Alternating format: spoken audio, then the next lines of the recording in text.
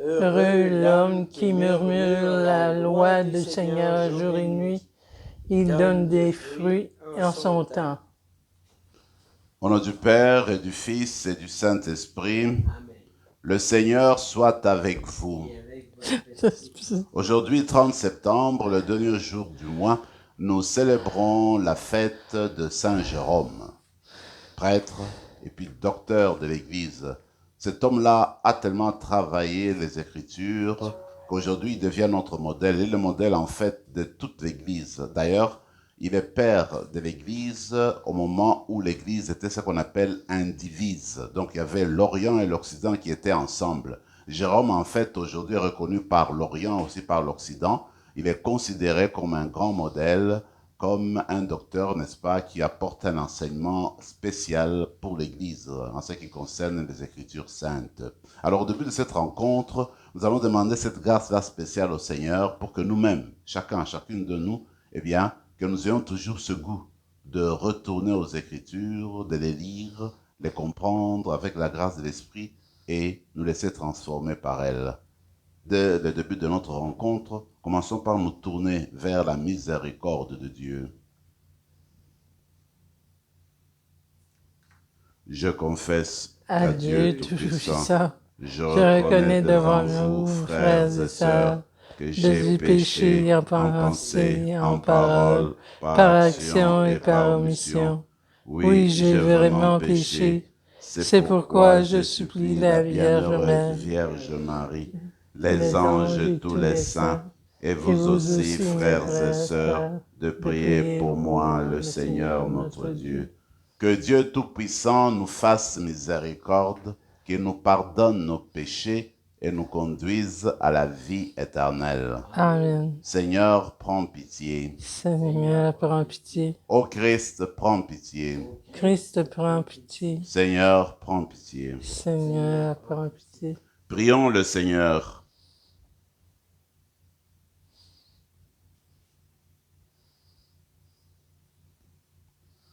Seigneur Dieu, tu as donné au bienheureux prêtre Jérôme de goûter la Sainte Écriture et d'en vivre.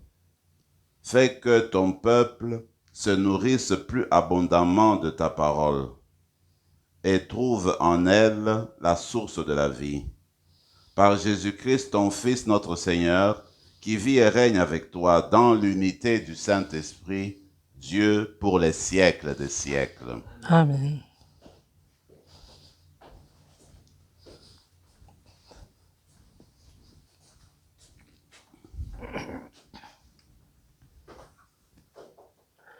Lecture du livre de Job. Le Seigneur s'adressa à Job du milieu de la tempête et dit, « As-tu, une seule fois dans ta vie, donné des ordres au matin, assigné son poste à l'aurore, pour qu'elle saisisse la terre aux quatre coins et en secoue les méchants? La terre alors prend forme comme argile, sous le sceau se déploie tel un vêtement. Aux méchants est enlevée la lumière et le bras qui se levait est brisé. Es-tu parvenu jusqu'aux sources de la mer? As-tu circulé au fond de l'abîme? Les portes de la mort se sont-elles montrées à toi? Les as-tu vues, les portes de l'ombre de mort? As-tu réfléchi à l'immensité de la terre? Raconte si tu sais tout cela. Quel chemin mène à la demeure de la lumière? Et l'obscurité, quel est son lieu? Pour que tu conduises chacune à son domaine et discernes les sentiers de sa maison. Si tu le sais, alors tu étais né et le nombre de tes jours est bien grand. Job s'adressa au Seigneur et dit, « Moi qui suis si peu de choses, que pourrais-je te répliquer? Je mets la main sur ma bouche. J'ai parlé une fois, je ne répondrai plus. Deux fois, je n'ajouterai plus rien. » Parole du Seigneur. Nous rendons grâce à Dieu. Conduis-moi, Seigneur, sur le chemin d'éternité. Conduis-moi, Seigneur, sur le chemin d'éternité. Tu me scrutes, Seigneur, et tu sais quand je m'assois, quand je me lève. De très loin, tu pénètres mes pensées. Que je marche ou me repose, tu le vois. Tous mes chemins te sont familiers. Conduis-moi, Conduis-moi, Seigneur, Seigneur, sur sur le le chemin chemin d'éternité. d'éternité. Où donc aller loin de ton souffle? Où m'enfuir loin de ta face? Je gravis les cieux, tu es là. Je descends chez les morts, te voici. Conduis-moi, Conduis-moi, Seigneur, Seigneur, sur sur le le chemin chemin d'éternité. d'éternité. Je prends les ailes de l'aurore et me pose au-delà des mers. Même là, ta main me conduit. Ta main droite me saisit. Conduis-moi, Conduis-moi, Seigneur, Seigneur, sur sur le le chemin chemin d'éternité. d'éternité. C'est toi qui as créé mes reins, qui m'as tissé dans le sein de ma mère. Je reconnais devant toi le prodige, l'être étonnant que je suis. Conduis-moi, Seigneur, sur le chemin d'éternité. Alléluia, Alléluia. Aujourd'hui, ne fermez pas votre cœur, mais écoutez la voix du Seigneur. Alléluia.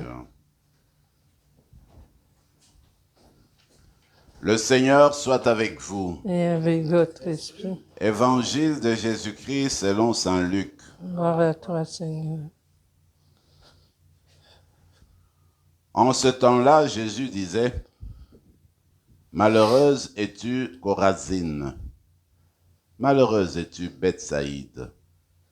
Car si les miracles qui ont eu lieu chez vous avaient eu lieu à Tyr et à Sidon, il y a longtemps que leurs habitants auraient fait pénitence avec le sac et la cendre.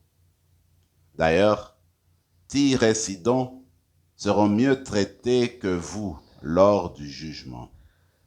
Et toi, Capharnaüm, serais-tu élevé jusqu'au ciel? Non, jusqu'au séjour des morts tu descendras.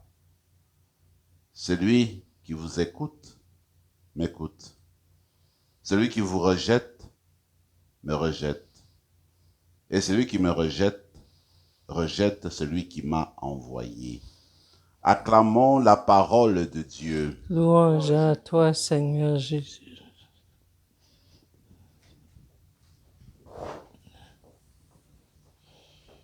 Nous sommes arrivés à la fin du plaidoyer, je dirais, de Job et même de ses amis.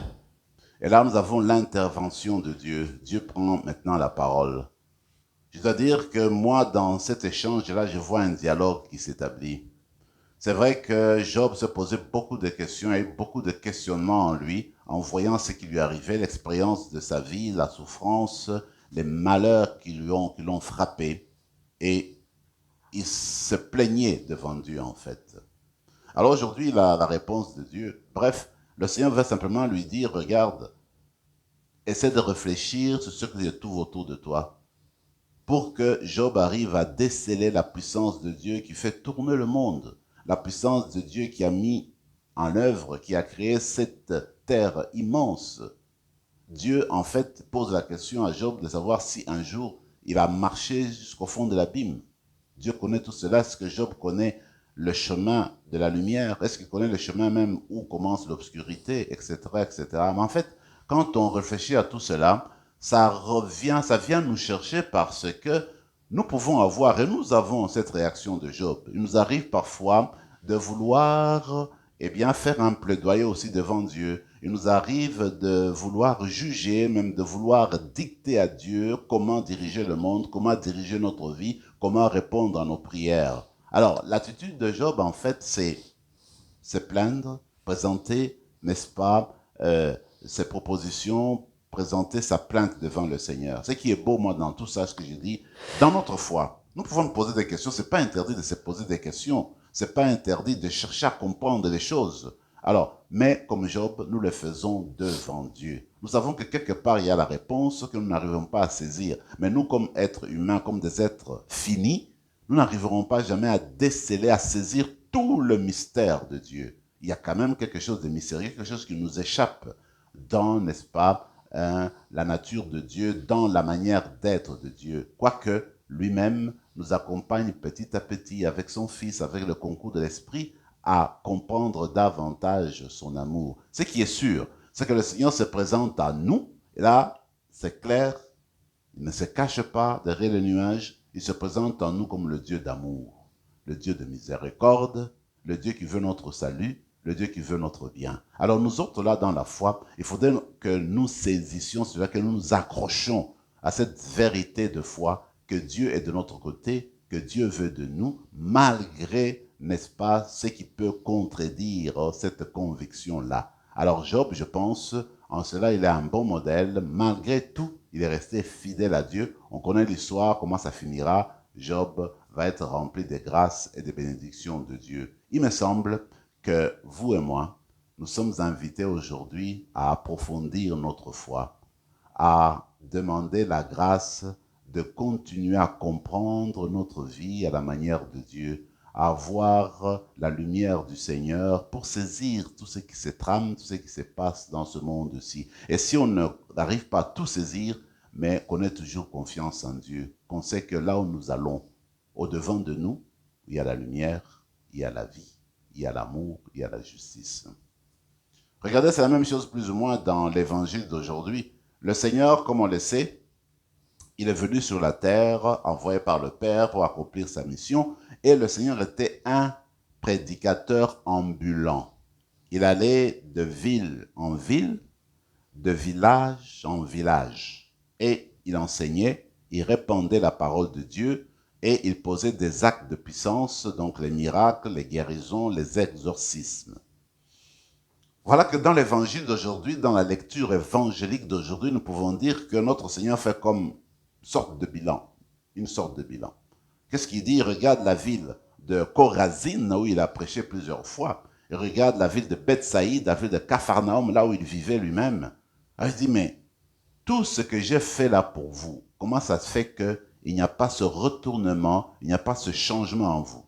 Et il les compare même à la ville de Tyr et de Sidon, qui sont des villes païennes. Il dit vraiment, si ces villes-là avaient reçu le même message, avaient vu le même signe de puissance, probablement qu'ils se seront convertis vite, plus que vous autres, n'est-ce pas, les trois villes. Encore là, moi je me dis, les villes nous représentent, nous les chrétiens et les chrétiennes.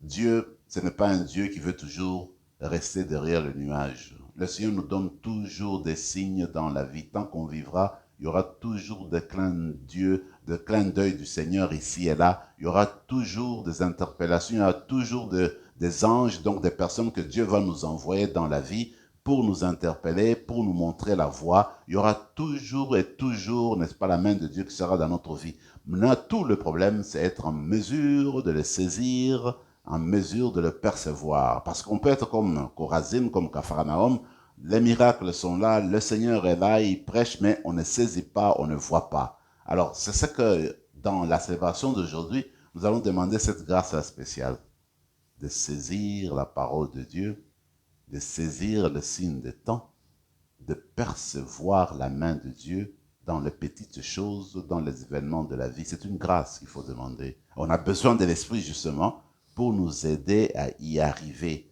Et quand on est arrivé, quand on accueille cette parole-là, eh bien qu'on la laisse habiter à nous, nous transformer, nous inciter à transformer aussi le monde autour de nous. Je crois que c'est ce que Saint Jérôme a essayé de vivre. Regardez cet homme-là qui a vécu jusque plus de 90 ans. Cet homme-là, enfin, qui est venu de l'Orient, la Croatie actuelle qu'on dit, et puis il a fait ses études à Rome. Et à Rome, il a découvert le goût de l'écriture, le goût des écritures, il a aimé la Bible. Et voilà qu'il est invité à devenir, il était prêtre, il a été invité à devenir secrétaire du pape Damas à l'époque. Et puis, donc au IVe siècle. Et voilà que, après la mort du pape Damas, lui s'est dit non, il va quitter Rome, commencer une autre vie. Parce qu'il a toujours aimé les Écritures, il a toujours aimé la prière, il était moine, si vous voulez. Alors il s'est réfugié à Bethléem toute sa vie. Il a fondé un monastère d'hommes, un monastère de femmes pour la prière, pour l'étude des Écritures. Et voilà qu'il s'est consacré à comprendre, d'abord à traduire la Bible du grec au latin, parce qu'à ce moment-là, le latin se répandait, c'était la langue du peuple. Alors il a désiré que le peuple saisisse la parole de Dieu dans leur langue, pour qu'ils puisse bien la comprendre. C'est pourquoi il a traduit et il a fait des commentaires de plusieurs textes, etc. Alors cet homme-là, c'était un homme de prière. Comme pour dire, tu peux faire le travail de Dieu, la traduction de la Bible. Tu peux la faire en te détachant du texte. Tu la fais comme un travail intellectuel. Tu peux faire la théologie en te détachant des choses. Mais Jérôme nous apprend qu'il faut le faire dans la prière. Même quand tu traduis la Bible, quand tu fais les commentaires de la Bible, quand tu fais des prédications, il faut le faire dans l'esprit de prière. C'est-à-dire que tu te plonges en Dieu, tu vas demander la lumière, les lumières nécessaires pour comprendre la parole afin de la traduire, de la transmettre aux autres. Donc tu fais ta théologie, tu entres dans la prière, comme certains disent, il faut faire la théologie à genoux, donc dans la prière. Alors Jérôme, c'est un modèle. Donc c'est un homme de prière, un homme de Dieu, un homme qui vivait de l'ascèse, et puis tout tourné vers le Seigneur. Et c'est dans cette ambiance-là, dans ce contexte-là, qu'il a fait des commentaires qui restent encore aujourd'hui très riches dans la compréhension de la parole de Dieu et qui est encore à notre service aujourd'hui. Alors on va rendre grâce au Seigneur pour cet homme-là qui est docteur de notre Église, pour le bien qu'il apporte encore aujourd'hui, et il est notre modèle. Alors comme lui, entrons dans la prière pour comprendre la parole de Dieu. Demandons la grâce de l'Esprit, les lumières nécessaires. Alors quand Dieu nous aura remplis de ces lumières, comme Jérôme, traduisons cette parole maintenant dans notre vie par nos actes et nos dires. Ce que nous faisons, ce que nous disons, que ce soit la traduction de la parole de Dieu et que notre vie, eh bien, soit la vie de témoignage. Quand notre vie est de témoignage, eh bien, nous faisons la mission de Dieu, celle d'être envoyés dans les villes, partout où nous sommes, pour faire connaître le Seigneur. Que l'Eucharistie d'aujourd'hui vienne raviver notre foi et nous inciter à nous transformer par elle, mais aussi à transformer le monde environnant. Amen.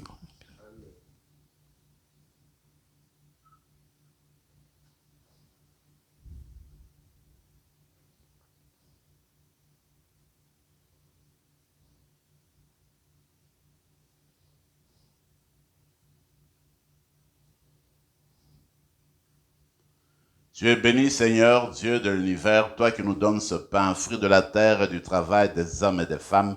Nous te le présentons, il deviendra le pain de la vie. Béni soit Dieu maintenant et toujours.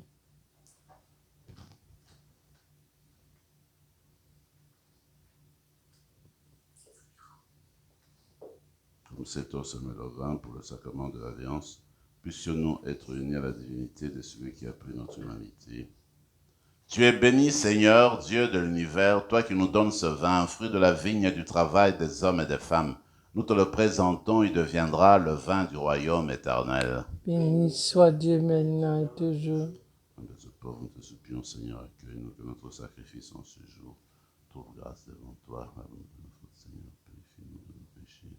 Prions ensemble, mes frères et mes sœurs, au moment d'offrir le sacrifice de toute l'Église. Pour la gloire de Dieu, le salut du monde. Puisque nous venons de méditer ta parole, à l'exemple du bienheureux Jérôme, accorde-nous, Seigneur, Dieu de majesté, de mettre plus d'empressement à t'offrir le sacrifice du salut par le Christ notre Seigneur. Amen. Le Seigneur soit avec vous. Et avec votre esprit. Élevons notre cœur. Nous tournons vers le Seigneur. Rendons grâce au Seigneur notre Dieu. Cela est juste et bon. Vraiment, il est juste et bon, pour ta gloire et notre salut, de t'offrir notre action de grâce, toujours et en tout lieu.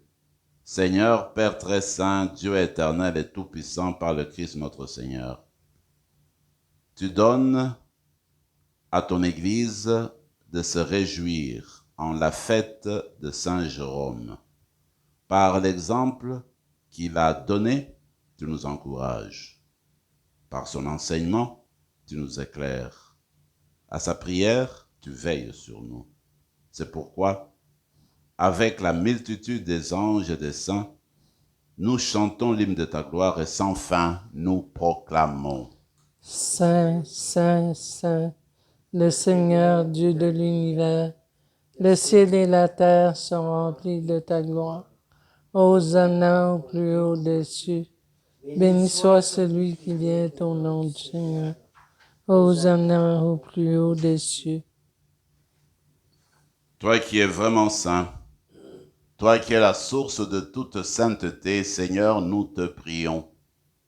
Sanctifie ces offrandes en répandant sur elles ton esprit, qu'elles deviennent pour nous le corps et le sang de Jésus le Christ notre Seigneur, au moment d'être livré et d'entrer librement dans sa passion. Il prit le pain. Il rendit grâce, il le rompit et le donna à ses disciples en disant, « Prenez et mangez-en tous, ceci est mon corps livré pour vous. »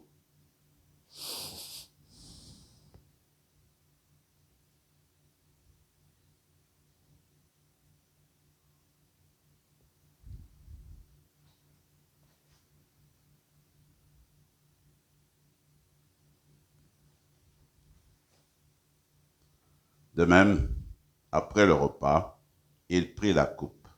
De nouveau, il rendit grâce et la donna à ses disciples en disant, « Prenez et buvez-en tous, car ceci est la coupe de mon sang, le sang de l'alliance nouvelle et éternelle, qui sera versé pour vous et pour la multitude en rémission des péchés. Vous ferez cela en mémoire de moi. »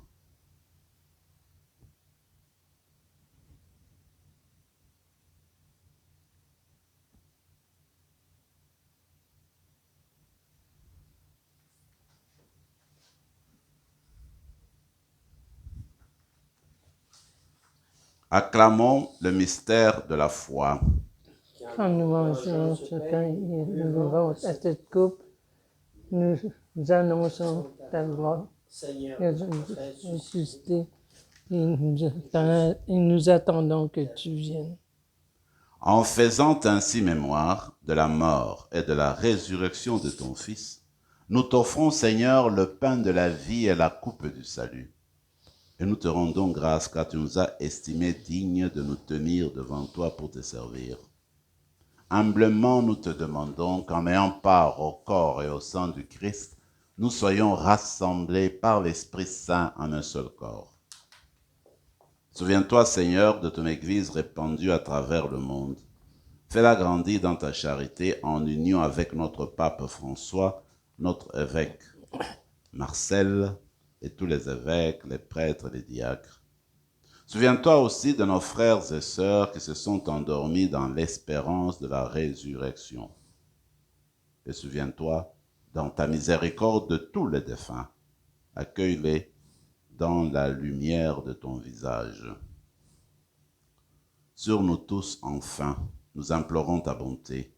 Permets qu'avec la Vierge Marie, la bienheureuse Mère de Dieu, avec Saint Joseph son époux, les apôtres, Saint Rémy, et tous les saints qui ont fait ta joie au long des âges, nous ayons part à la vie éternelle et que nous chantions ta louange par Jésus-Christ, ton Fils, notre Seigneur. Par lui, avec lui et en lui, à toi Dieu le Père Tout-Puissant,